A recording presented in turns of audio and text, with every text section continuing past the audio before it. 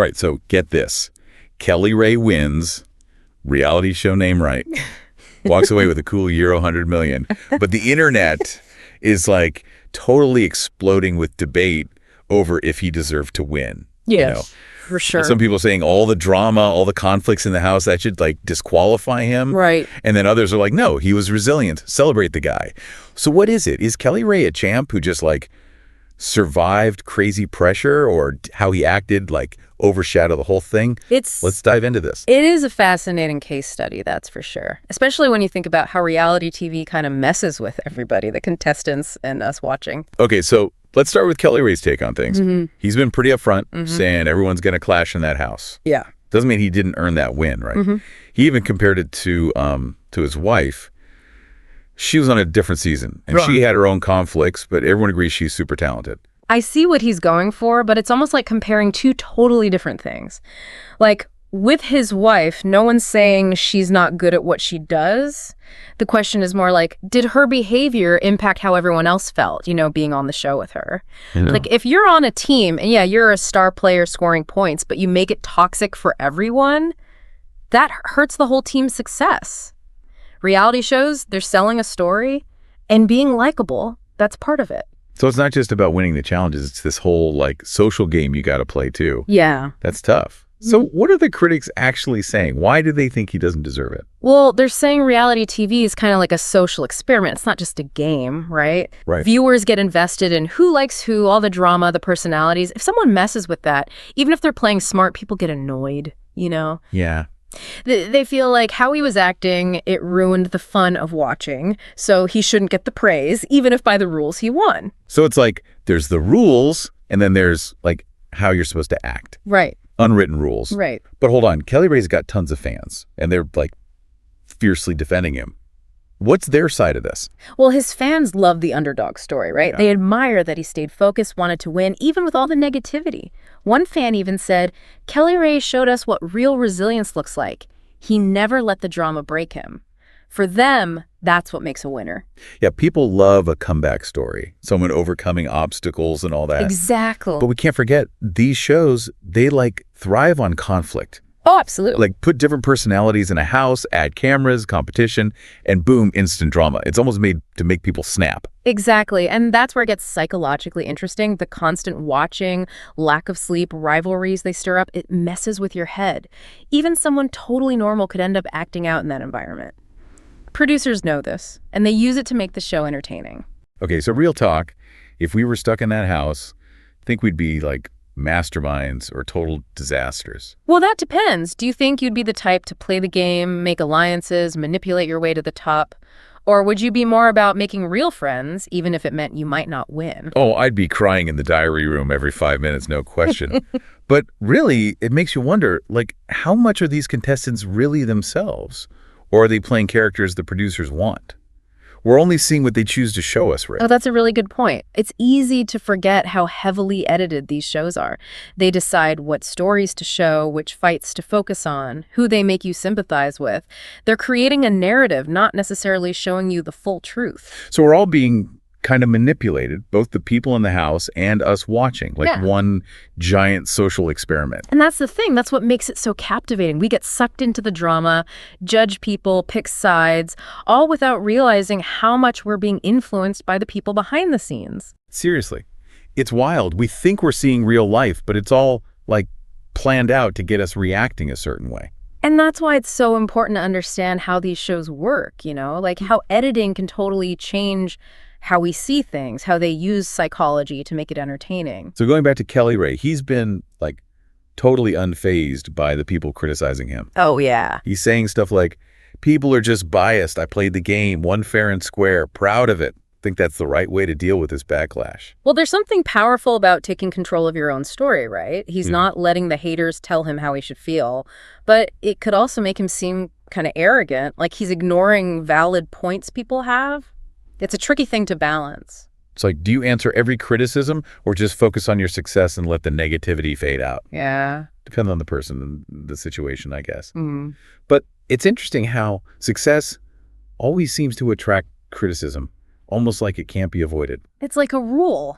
The higher you climb, the more exposed you are. And sometimes that exposure is rough. Totally. And what about that tall poppy syndrome, right? Yeah. Where people got to cut down anyone who stands out, dares to be different, achieve something amazing. Kind of sad, actually. It is. Shows a deeper insecurity, like we're scared to really celebrate success, almost like we're programmed to tear each other down instead of lifting each other up. So how do we break out of that? How do we learn to deal with criticism without it crushing us? Well, I think first you got to really know yourself. Who are you? What matters to you? What are you truly passionate about? When you've got that solid base, other people's opinions don't sway you as much. Right. If you know what you're worth, someone being negative doesn't define you. Exactly. And remember, not all criticism is equal. Some of it's helpful, gives you real insight so you can grow. Yeah, it's about filtering out the noise and finding the feedback that actually matters. Yeah. How do you do that, though? Know which voices to listen to. That takes practice. But I think you got to ask yourself, is this person genuinely concerned? Or are they just being negative but dressing it up as feedback? Oh, that's a good one. Are they trying to help or just bring you down? Right. And if it's the latter, you can ignore it. You don't have to engage with every negative thing or let it stop your progress. So, protect your mental space, choose your battles.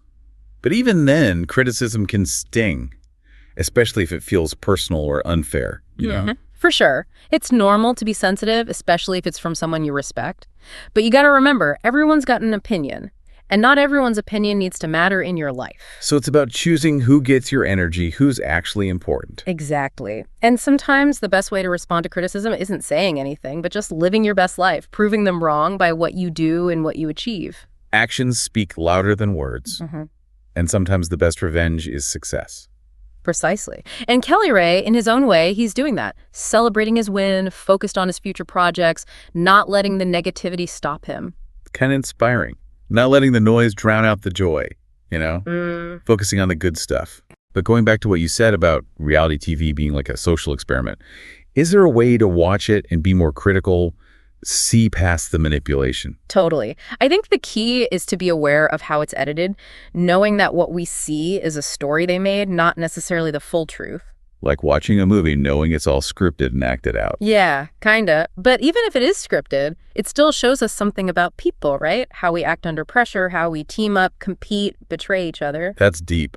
So even though it's for entertainment, we can learn from it. About ourselves, about society, about people in general. Exactly. And I think that's why people are so drawn to reality TV. It's like a mirror to our own lives, showing us what we want, our insecurities, our weaknesses. Okay, so we've covered Kellyrae's side. What does critics say? What does fans say? The psychology of these shows, how to handle being criticized. What does it all mean? Where do we go from here? Well, I think Kellyrae's situation is like a smaller version of a bigger problem we have. How we define success, how we deal with criticism, and how we judge others based on incomplete information. That's true. We judge based on little snippets and headlines without getting the whole picture. And that's where empathy comes in. Can we try to understand what these contestants go through, the choices they make, what happens because of those choices? Can we see them as real people, not just characters on a screen? That's tough, especially with so much information, so many opinions, so much judgment flying around. It's easy to get lost in the drama and forget about the human side of things. But that's the important part, right? Remembering that behind the reality TV persona is a real person with their own feelings, their own reasons for doing things, and a story that goes beyond what we see on TV. And that brings us back to the question we started with. Is Kellyrae a deserving winner? After looking at all the evidence, the arguments, all the complexities, is there even a right answer? It feels like we went everywhere with this. Strategy, psychology, is it even ethical? The whole thing. So for Kellyrae, is there actually an answer? I don't think so, honestly. And that's fine. Not everything needs to be wrapped up perfectly. The point of doing this deep dive isn't to find the right answer, but to think about all the sides of a complicated thing. So it's the journey, not the destination, like they say. Exactly. We looked at what people are saying, the psychology, how everyone interacts. We made ourselves think differently about reality TV and what success even means. That's what matters. I feel like we all learned a ton. But stepping back for a sec, beyond this reality show drama, what does this mean for us out here in the real world? It reminds us that everyone's got their own stuff going on, pressures. It's like their own version of that reality show pressure, but in real life. Oh, I like that. We're all contestants, in a way, wanting things, facing challenges, making choices that have consequences. And like with Kellyrae, there's no one definition of who's a deserving winner in life. It's different for everyone, depends on what you value. So instead of judging other people, maybe we should focus on our own path, be the best we can be, decide what success means for ourselves. I think that's a great takeaway. Focus on what you can control, your actions, your attitude, how you react to the tough stuff. So if someone's listening, maybe feeling lost, not sure about their own way forward, what would you tell them? What's the big lesson here? Don't let all the noise of the world drown out what you think, what you feel. Decide what success is for you. Stick to your values. And remember, getting there matters just as much as the end goal.